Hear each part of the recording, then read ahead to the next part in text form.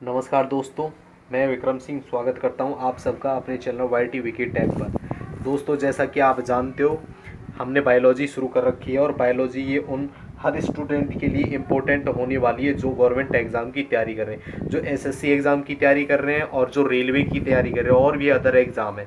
तो उन सब के लिए इम्पोर्टेंट क्लास होने वाली है। इससे पहले हमने क्लास में जो किया था वो कुछ कोशिका के इंट्रोडक्शन के बारे में कुछ बातें की थी। आज हम कोशिका के ऑर्गन्स के बारे में बातें कर रहे हैं। कोशिका के ऑर्गन्स में हमने एक चीज़ पढ़ ली थी जिसका नाम था जीव द्रव्य, और जीव द्रव्य को इंग्लिश में बोलते हैं प्रोटोप्लाज्म। और आज उसके टाइप के बारे में बात करेंगे और कुछ और जो कोशिकीय अंग हैं उनको उनके बारे में बात करेंगे। तो शुरू करते हैं हम। जैसे कि दोस्तों आप जानते हो, जीव द्रव्य दो प्रकार का होता है। जीव द्रव्य कितने प्रकार का होता है? दो प्रकार का होता है। अच्छा, जीव द्रव्य दो प्रकार का कौन कौन सा होता है? एक तो होता है कोशिकीय द्रव्य और दूसरा क्या होता है? केंद्रक द्रव्य। दूसरा क्या होता है? केंद्रक द्रव्य होता है। अच्छा, कोशिकीय द्रव्य को इंग्लिश में बोलते हैं साइटोप्लाज्म और केंद्रक द्रव्य को क्या बोलते हैं? न्यूक्लियोप्लाज्म। अब जो ये प्रेजेंट कहाँ होते हैं कोशिका के अंदर? मान के चलो जैसे एक ये कोशिका है, ये क्या है? एक कोशिका, और कोशिका के अंदर जो पदार्थ भरा रहता है उसको बोलते हैं साइटोप्लाज्म। लेकिन बीच में जो केंद्रक रहता है और केंद्रक के अंदर जो पदार्थ भरा रहता है उसको क्या बोलते हैं? न्यूक्लियोप्लाज्म बोलते हैं, यानी कि केंद्रक द्रव्य बोलते हैं। तो ये समझ में आया होगा कोशिकीय द्रव्य कहाँ होता है और न्यूक्लिय यानी कि केंद्रक द्रव्य क्या होता है। जो कोशिका के अंदर द्रव्य होता है उसको साइटोप्लाज्म बोलते हैं, यानी कि कोशिकीय द्रव्य बोलते हैं, और जो केंद्रक के अंदर द्रव्य होता है उसको क्या बोलते हैं? न्यूक्लियोप्लाज्म या केंद्रक द्रव्य बोलते हैं। अच्छा, एक चीज और देख लीजिए, कोशिका का जो अध्ययन है वो क्या कहलाता है? साइटोलॉजी कहलाता है। क्या कहलाता है? कोशिका का अध्ययन साइटोलॉजी कहलाता है। ये थोड़ा सा टॉपिक रह गया था हमारे, तो कोशिका का अध्ययन आप लोगों को कर लेना। कोशिका का अध्ययन क्या कहलाता है? साइटोलॉजी कहलाता है। अच्छा, अब बात करते हैं दूसरे ऑर्गन के बारे में। दूसरा ऑर्गन क्या है हमारा? कोशिका भित्ति। दूसरा ऑर्गन क्या है? कोशिका भित्ति है। अच्छा, कोशिका भित्ति के बारे में बात करें तो कोशिका भित्ति सिर्फ पौधों की कोशिकाओं में पाई जाती है। किसमें पाई जाती है? पौधों की कोशिकाओं में पाई जाती है। एनिमल्स की कोशिका में कोशिका भित्ति नहीं पाई जाती। अच्छा, कोशिका भित्ति क्या होती है? एक निर्जीव संरचना होती है। क्या होती है? निर्जीव संरचना होती है। और कोशिका की सबसे भारी परत होती है। जो पौधों की कोशिका होती है उनकी सबसे भारी परत होती है, जिसे कोशिका भित्ति कहते हैं। और ये बनी किसकी होती है? पौधों की कोशिकाओं में यह सेल्यूलोज की बनी होती है। किसकी बनी होती है? सेल्यूलोज की बनी होती है। तो आपको याद रखना है, पौधों की कोशिकाओं में किसकी बनी होती है? ये सेल्यूलोज की बनी होती है। और एक एक और चीज़ होती है, कवक बोलते हैं। जैसे क्या बोलते हैं? कवक बोलते हैं। इसके बारे में आगे स्टडी करेंगे। तो जो ये कवक होता है, कवक की जो कोशिका भित्ति होती है वो काइटिन की बनी होती है। किसकी बनी होती है? काइटिन की बनी होती है। तो आप लोगों को याद रखना है ये कि पौधों की कोशिका भित्ति सेल्यूलोज की बनी होती है, कवक की कोशिका भित्ति काइटिन की बनी होती है, और हमारे जो जीवाणु होते हैं उनकी किसकी बनी होती है? पेक्टिन की बनी होती है। ये मैंने आपको पिछली क्लास में करवाया भी था कि बैक्टीरिया की जो कोशिका भित्ति है वो पेक्टिन की बनी होती है। और पेक्टिन किन किन दो चीज़ों से मिलकर के बना होता है? एक तो प्रोटीन से और दूसरा किससे? कार्बोहाइड्रेट से। दूसरा किससे? कार्बोहाइड्रेट्स। तो ये दोनों चीज़ें आपको याद रखनी है। और ये मैं आपको बताऊं, मैं आपको वही पॉइंट ऑफ व्यू करवाऊँ, यानी कि वही पॉइंट करवाऊँगा जो आपकी परीक्षा के लिए बहुत ही ज़्यादा इंपॉर्टेंट है। और मैं आपको बता दूँ एक एक जो पॉइंट है वो उसको लेकर के चलूंगा। अच्छा, मैंने बता दिया था कि एनिमल की कोशिका भित्ति में ये नहीं पाई जाती। अब दूसरा ऑर्गन से क्या है? दूसरा ऑर्गन हमारा प्लाज्मा मेम्ब्रेन। दूसरा ऑर्गन क्या है हमारा? Plasma membrane. तो प्लाज्मा मेम्ब्रेन, अब इसके बारे में बात कर लेते हैं। प्लाज्मा मेम्ब्रेन एक्चुअल में होती क्या? प्लाज्मा मेम्ब्रेन दोनों में दोनों की कोशिका में पाई जाती है। पौधों की कोशिका में पाई जाती है और जो एनिमल्स हैं उनकी कोशिका में पाई जाती है। अब आपको ध्यान रखना है, जो एनिमल्स की कोशिका होती है, एनिमल्स की कोशिका की जो सबसे भारी परत होती है, सबसे भारी परत होती है वो क्या होती है? प्लाज्मा मेम्ब्रेन होती है। कोशिका की जो सबसे भारी परत होती है वो क्या कहलाती है? प्लाज्मा मेम्ब्रेन कहलाती है। किसके अंदर? एनिमल कोशिका के अंदर। किसके अंदर? एनिमल कोशिका के अंदर। लेकिन पौधों की कोशिका के अंदर सबसे भारी परत क्या कहलाती है? कोशिका भित्ति कहलाती है। अच्छा, आपको बता दूं, प्लाज्मा मेम्ब्रेन जो होती है वो सेमी परमिएबल होती है, यानी कि अर्धपरागम्य झिल्ली होती है। इसको अर्धपरागम्य झिल्ली भी बोलते हैं। अर्धपरागम्य झिल्ली क्यों बोलते हैं इसको? अब मान के चलो कोशिका, और कोशिका के अंदर साइटोप्लाज्म भरा हुआ है। अब इससे क्या है कि भारी पदार्थ आएंगे कोशिका को पोषण प्रदान करने के लिए। अगर जो इसके लिए उपयोगी है, जो पदार्थ इसके लिए उपयोगी है उनको तो ये अंदर जाने देगी, और जो इसके लिए यानी कि हानिकारक पदार्थ है उनको ये अंदर नहीं जाने देती है। तो इसीलिए इसको क्या बोलते हैं? सेमी परमिएबल बोलते हैं। तो आपको समझ में आया होगा सेमी परमिएबल क्यों बोलते हैं कोशिका यानी कि प्लाज्मा मेम्ब्रेन को, तो इसीलिए बोलते हैं। अच्छा, किस किस की बनी होती है? प्रोटीन और लिपिड की बनी होती है। किसकी बनी होती है? प्रोटीन और फास्फोलिपिड बोलते हैं जैसे, उसकी बनी होती है। अच्छा, इसकी जो मोटाई होती है वो 75 एंगस्ट्रॉम होती है। कितनी होती है? 75 एंगस्ट्रॉम होती है। अच्छा, जो प्लाज्मा मेम्ब्रेन होती है, प्लाज्मा मेम्ब्रेन जो हमारी प्रोकैरियोटिक सेल थी प्लाज्मा मेम्ब्रेन, उसका श्वसन स्थल प्लाज्मा मेम्ब्रेन में था। उसका श्वसन स्थल किसमें था? प्लाज्मा मेम्ब्रेन में था।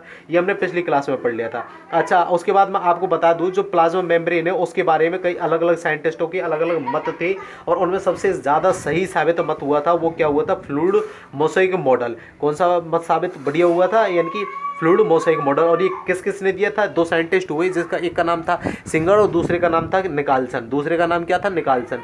तो आपको पता चल गया होगा कि जो प्लाज्मा मेम्ब्रेन है उसके ऊपर एक मॉडल दिया था, जिस मॉडल का नाम था फ्लूइड मोज़ेक मॉडल, और उसको किसने दिया था? सिंगर और व निकालसन ने दिया था। किसने दिया था? सिंगर व निकालसन ने फ्लूइड मोज़ेक मॉडल दिया था। अब बात कर लेते हैं इसके अलग अंग के बारे में। सबसे अगला अंग कौन सा है? माइटोकॉन्ड्रिया। अगला अंग कौन सा? माइटोकॉन्ड्रिया। अब माइटोकॉन्ड्रिया के बारे में स्टडी कर लेते हैं। तो माइटोकॉन्ड्रिया की खोज किसने की थी? अल्टमान नामक एक साइंटिस्ट थे, उन्होंने माइटोकॉन्ड्रिया की खोज की थी। किसने की थी? अल्टमान नामक साइंटिस्ट थे, एक अल्टमान, उन्होंने माइटोकॉन्ड्रिया की खोज की थी। अच्छा, बेंडा नाम की साइंटिस्ट थे जिन्होंने इसका नामकरण किया था माइटोकॉन्ड्रिया। बेंडा नाम के साइंटिस्ट ने इनका नामकरण किया था माइटोकॉन्ड्रिया। और मैं माइटोकॉन्ड्रिया के बारे में बता दूं, माइटोकॉन्ड्रिया को सूत्रकणिका भी बोलते हैं। क्या बोलते हैं? सूत्रकणिका भी बोलते हैं। कणिका, सूत्रकणिका। अच्छा, माइटोकॉन्ड्रिया को क्या बोलते हैं? सूत्रकणिका भी बोलते हैं। माइटोकॉन्ड्रिया के बारे में पता चल गया। माइटोकॉन्ड्रिया को सूत्रकणिका भी बोलते हैं। इसकी खोज अल्टमान ने की थी और बेंडा ने इसका नामकरण किया था। लेकिन माइटोकॉन्ड्रिया को सबसे पहले जो देखा था वो देखा था कोलिकर नामक एक साइंटिस्ट थे, कोलिकर, जिनका नाम था कोलिकर। उन्होंने कहाँ देखा था इसे? कीटों की मांसपेशियों में सबसे पहले देखा। इसको सबसे पहले कीटों की मांसपेशियों में किसने देखा था? माइटोकॉन्ड्रिया, कोलिकर ने देखा था। कोलिकर ने देखा था। अच्छा, अब माइटोकॉन्ड्रिया के बारे में बात कर लेते हैं। माइटोकॉन्ड्रिया का एक्चुअल में कोशिका के अंदर वर्क क्या है? माइटोकॉन्ड्रिया का जो वर्क है वो है कि जो अकार्बनिक और कार्बनिक जो पदार्थ होते हैं उनको तोड़ देती है। उनको क्या करती है?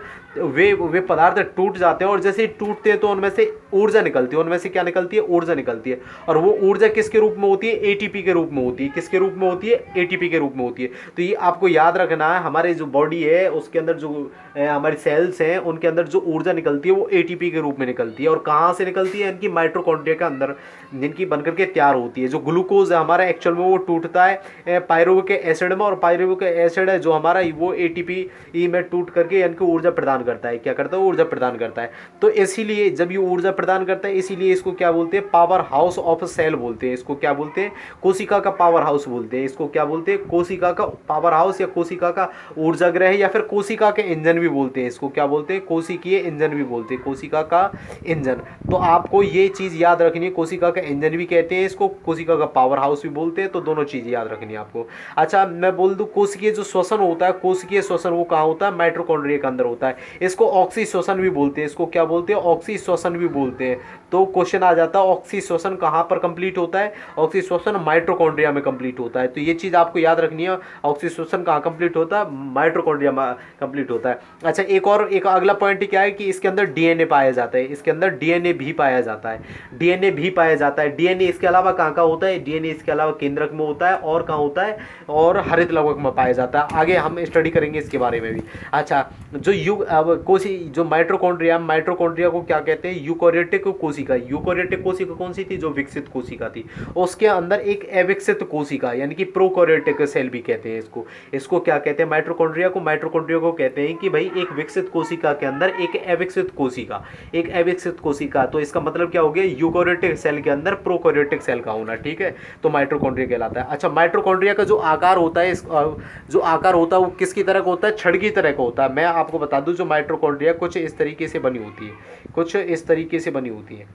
छड़ रूपी इस तरीके से बनी होती है। तो ये माइटोकॉन्ड्रिया कहलाता है। तो मैंने आपको बता दिया माइटोकॉन्ड्रिया का जो आकार है वो क्या कहलाता है? छड़ की तरह का होता है। अच्छा, जो इसका अंतःवलन होते हैं, जो ये परत होती है भी अंदर की साइड की जो परत होती है, इनको क्या बोलते हैं? क्रिस्टी बोलते हैं। क्या बोलते हैं? इन अंदर की परतों को, जो अंदर की परतों का जो वलन है, इनको क्या बोलते हैं? जो लाइनिंग सी होती है, इनको क्रिस्टी बोलते हैं। माइटोकॉन्ड्रिया के अंदर जो माइटोकॉन्ड्रिया है उसके अंदर जो अंदर की परत की जो लाइनिंग है उनको क्या बोलते हैं? क्रिस्टी बोलते हैं, क्रिस्टी। अच्छा, तो ये चीज़ समझ में आ गया होगा आपको। एटीपी की फुल फॉर्म के बारे में नहीं पता होगा तो एटीपी फुल फॉर्म जान लीजिए। एटीपी की फुल फॉर्म है एडिनोसिन ट्राइफॉस्फेट। क्या है एटीपी की फुल फॉर्म? Adenosine triphosphate.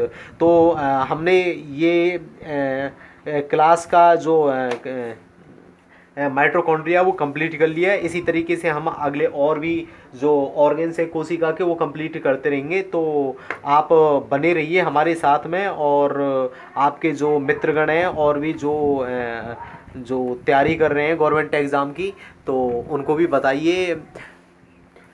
और आप से कहना चाहूँगा कि आपको मेरी जो क्लास है वो कैसी लगी। अगर अच्छी लगी है तो प्लीज़ हमारे चैनल को सब्सक्राइब करना ना भूलें, और हाँ बेल आइकन को ज़रूर दबाएं ताकि आपको आने वाली हर नोटिफिकेशन के बारे में पता चल सके। तो मिलते हैं अब अगली वीडियो में अगले कोर्स के अंगों के साथ में। तब तक के लिए जय हिंद, जय भारत।